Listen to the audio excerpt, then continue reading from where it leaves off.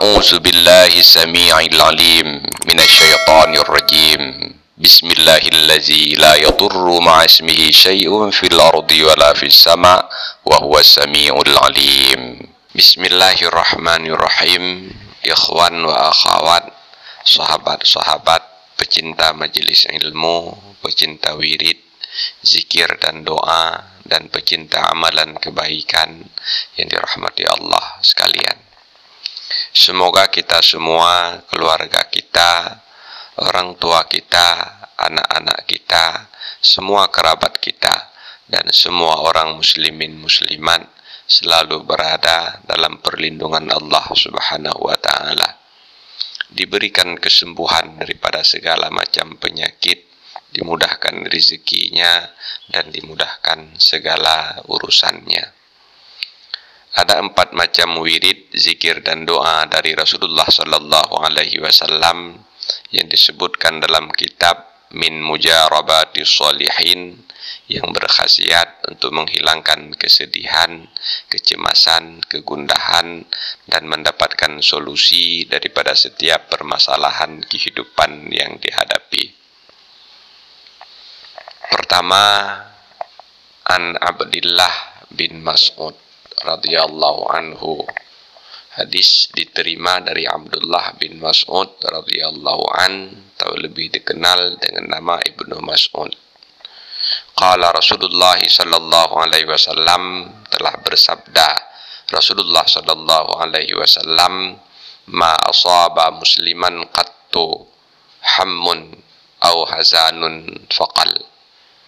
Bila seorang mukmin kapan dan dimanapun ditimpa oleh kegundahan atau kesedihan, maka ia mengucapkan, Allahumma inni abduka wa ibnu amatika nasiyati fiyadika maudin fiyya hukmuka adlun fiyya qada'uka as'aluka bikulli ismin huwa lak sammaita bihi nafsak aw anzaltahu fi kitabik aw 'allamtahu ahadan min khalqik aw ista'sarta bihi fi ilmil ghaibi 'indak an taj'alal qur'ana rabi'a qalbi wa jala'a huzni wa zihaba hammi.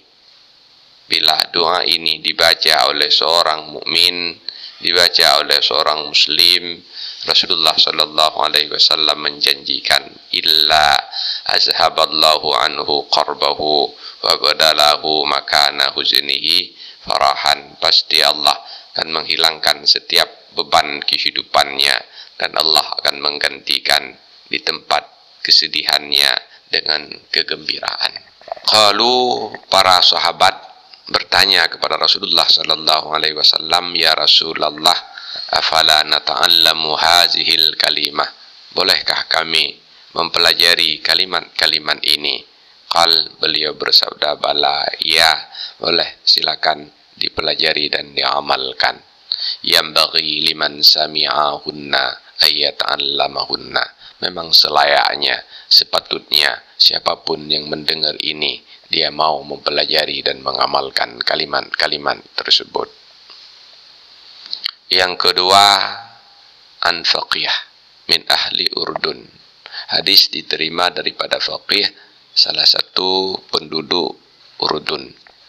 Qal, ia berkata, balagana, telah sampai kepada kami, anna Rasulullah sallallahu alaihi wasallam, bahwa Rasulullah sallallahu alaihi wasallam kana, ada ya Rasul, iza asabahu ghammun au qarbun yaqul, bila beliau ditimpa kesedihan, kegundahan, atau beliau berhadapan dengan permasalahan kehidupan yang berat, beliau selalu mengucapkan, hasbiya rabbu minal ibad, hasbiyal khaliqu minal makhluk, hasbiyar razzaqu minal marzuq, hasbiyallahu allazi huwa hasbi, hasbiyallah wa ni'mal wakil, hasbiyallah la ilaha illahu alaihi tawakkaltu wa huwa rabbul arsyil azim.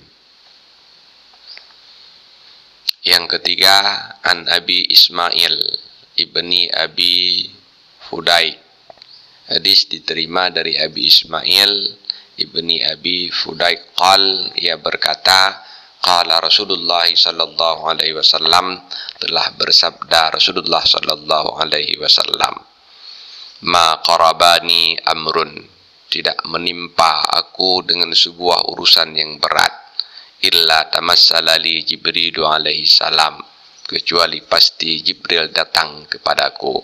Faqal, maka Jibril berkata, ya Muhammadu, wahai Muhammad, qul, bacalah, tawakkaltu alal hayyil ladzi la yamutu, walhamdulillahillazi lam yattakhiz waladan wa lam yakun lahu syarikun fil mulki wa lam yakun lahu waliyyun minaz zulli wa kabbirhu takbira.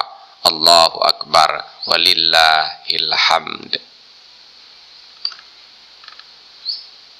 Yang keempat, hadasana Abdullah bin Mas'ud, bercerita kepada kami oleh Abdullah bin Mas'ud. Artinya hadis ini juga bersumber dari Ibnu Mas'ud. Qal, beliau berkata, kana Rasulullah sallallahu alaihi wasallam iza nazala bihi hammun aw ghammun aw qarbun qala ya hayyu ya qayyum birahmatika astaghis.